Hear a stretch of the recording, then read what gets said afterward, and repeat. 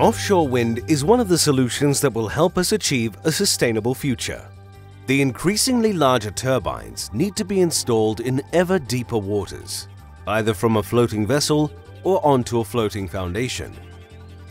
Vessel motions pose a challenge for safety, efficiency, and operational time. Huisman has been applying motion compensation technology to drilling systems, subsea cranes, and pipe lay towers for many years. Today, the offshore wind industry turns to us for our motion compensation solutions. The Huisman motion compensated pile gripper has proven to be an enabler for floating installations during recent campaigns.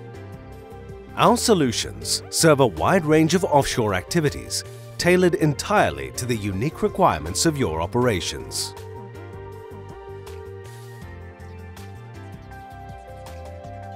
With Huisman motion compensated equipment, you are equipped for impact.